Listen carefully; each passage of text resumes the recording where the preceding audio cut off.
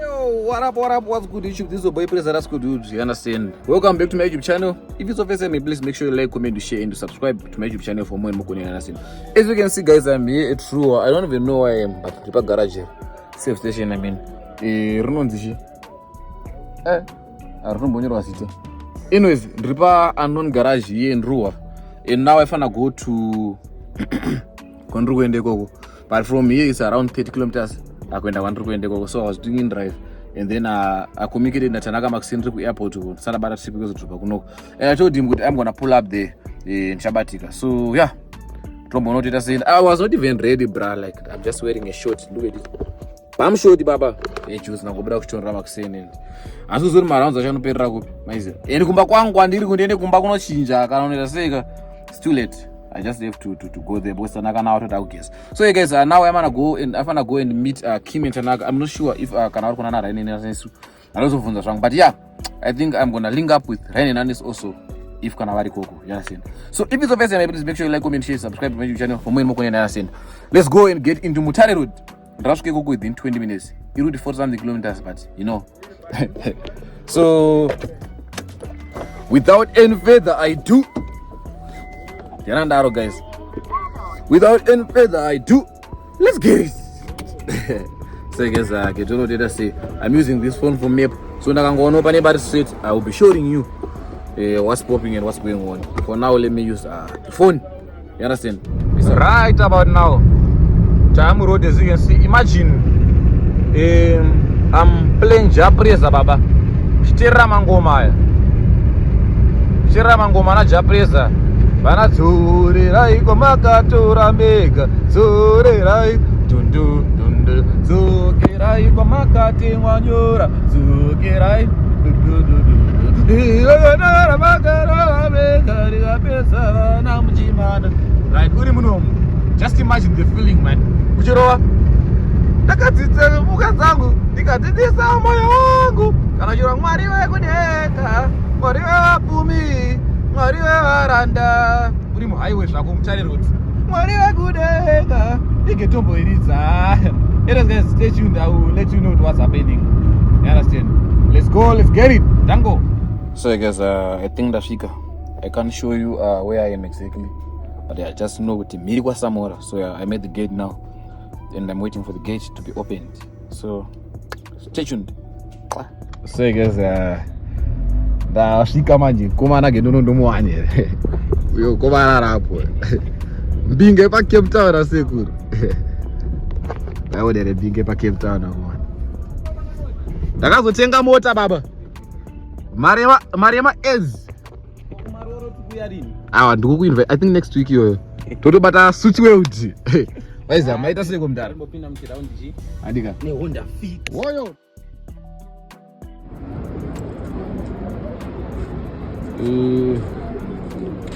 Oh, nice and green. That's the indicator rakabaka.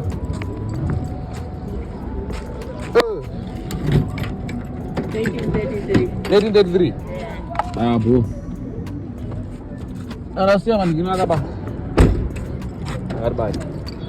And upload. So right at the town. That's bro. So I'm at Tapinram town. East Gate. Get mbo nango mbono na Rhine. Koma nango tinkomana ke dokutema ne 5 mabotom 5 machi. Takata say no more ko wangu. Rekatese rekatibai. So mana station. Yobdam road. Atishirimo. Atishirimo. Zamana datenga botom rangu. Kwa Rhine su. So yeah. Now takumborwa chiseko chimbono kuti zvinopera seko yebuzu vangoma vejika kakofa vari vacelebri kokoteka basi nema discounts ako. So guys, tambo yapa bigger scene nemukomana timbotenga ma alright. So okay, nongoza to music nongonyora pa screen. Now we are eating what naona zikati ndese. Why is it? Go to music. But I'm telling you sometimes park ocean. Oh yeah.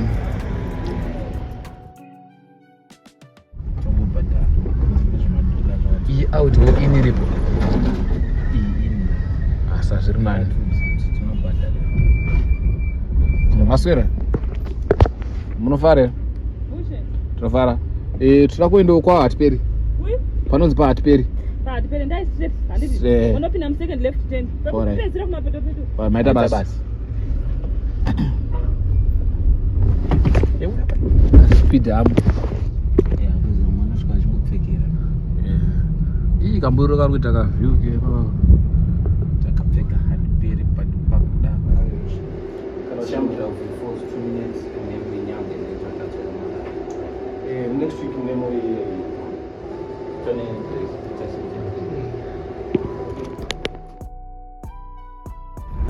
What's on? Make him.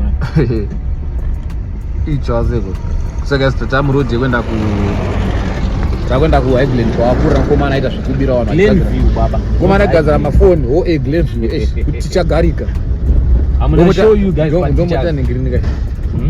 Ndaona moto empana wako. Pana ngo. Then zamana make sure you stay tuned. So guys atashika kupita kamera yangu. Tashika muhuti wemkomana baba. Sanga na fans. Wachingori bona nasi. Ale zuda, anovara wale. Singori hape anakunde. Ni pana hape.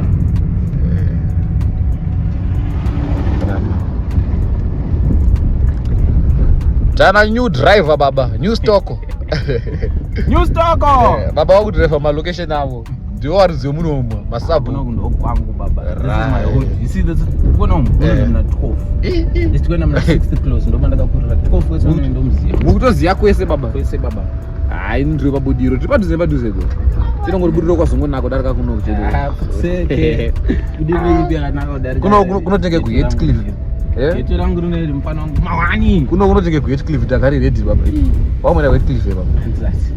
Zviri useless kubuda wageza kana moti yacho. Usada unosikoita ready baba takara kana mizoro yake. Asitori nani unogezera mberi. Unogezera matule dzembacho asitori nani. Heathcliff kana Air Force white. Inodzoka brown kana red. Dark red baba.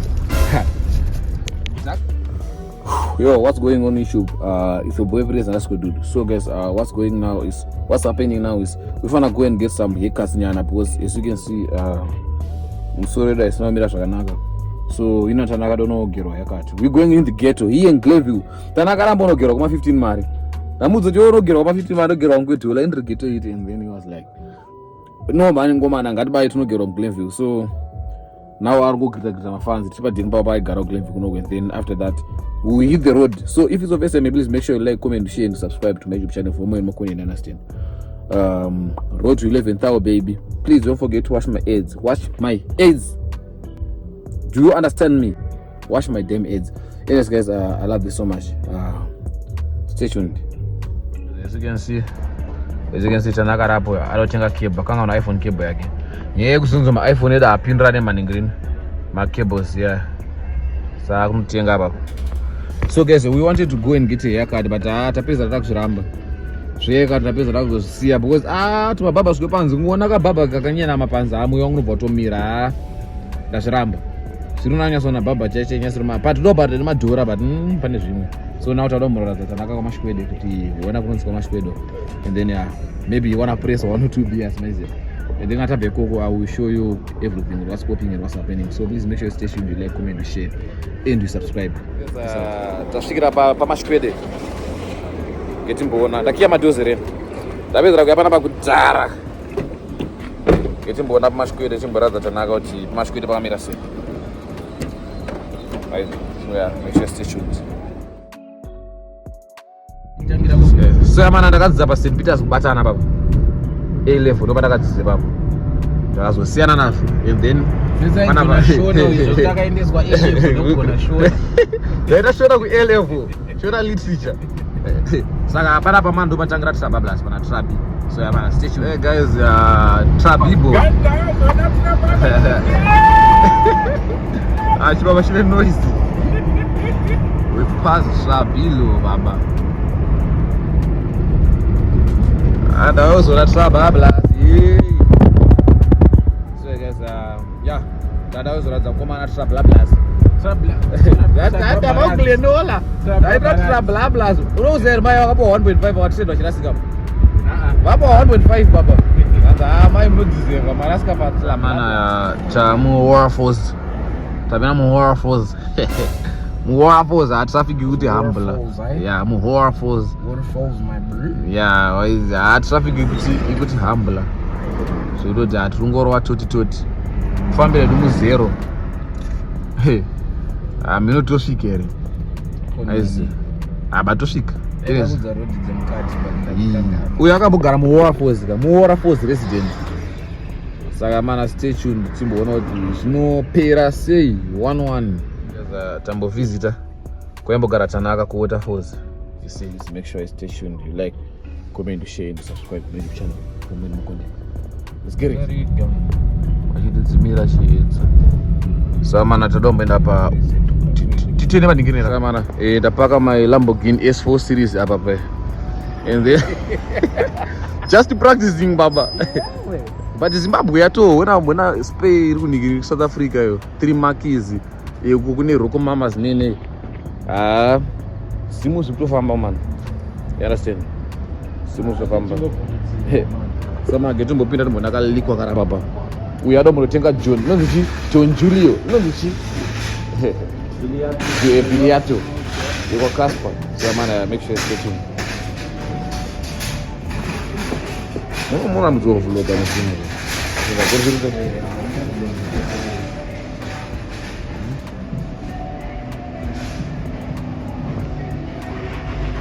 Yo, saka asinya kudhura. Vanoronzi Bottega. What? One more happened.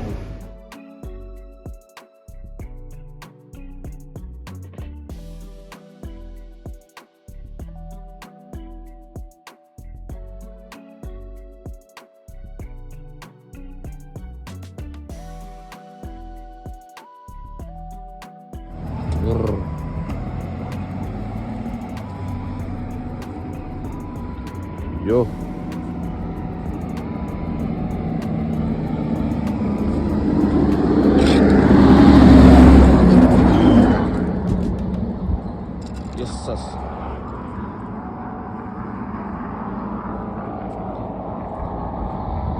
Amana reporting live accident etika mna Enterprise Road mno.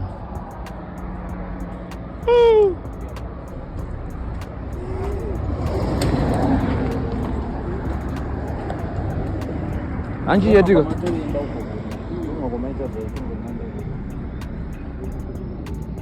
iko moja yendo kwe yor amana panapeleka a very big accident. Yes sas. Wane yaro okuona saka iyo mota yo yaro va imota yo pakuona bana ha yer yo chiya nyazo ifika bamdara sirize kwa driver ndakatomira tisitotaura zvibia kapingwa pakuona Jesus. Sa polisi yafonirwe. Wana moto yaro wa baba.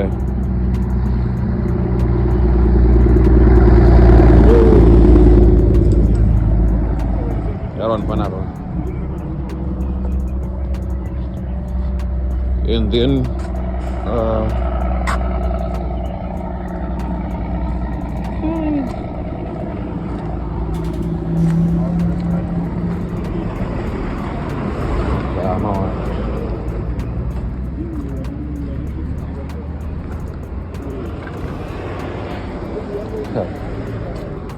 my airbags. When I oil the item.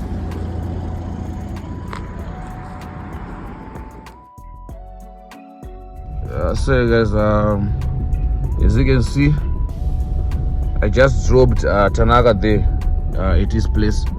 So guys, now I'm going back home. So guys, thank you guys for watching the vlog to the end. If you've enjoyed, make sure you like, comment, share, and subscribe to my YouTube channel for more and more content. Understand? That was the today's vlog, and as you can see, namunzo that don't worry about kundifura gate. You understand? Ndiri gate yetu kana ndiri kuitwa ngameno zvimwe zvinhu. Nabata ndinongovhura ndega. So let me open by myself. Kunokumbiri kwasamora kasamba apa. Okay. So guys, now ndakwenda kubasa man, since I spent the whole day with Tanaka. Now I'm going back. Now I'm going to work. I'm gonna be working the whole night, like the whole fucking night. You understand? Yeah, we play, we work as well. Adi makurara. It's okay. Good night. Susu, as you can see, andru kumiri kwa samora kan, kumiri kwa sabablas. Akwedu kundo kumiri kwa sabablas. Ukumiri kwa samora. Anyways guys, as you can see,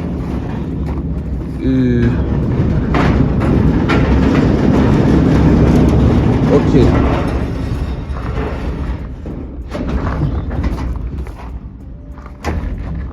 Okay, so yeah, they call it case closed. As you can see, my whip down there. Yeah, so I bet guys, thank you for watching the vlog to the end. If you have enjoyed it, please make sure you like, comment, share, and subscribe to my YouTube channel for more and more content. Road to 11,000. I love you so much guys. Please make sure you keep on liking, commenting, and supporting the boy. Let's go, let's get it. Dango.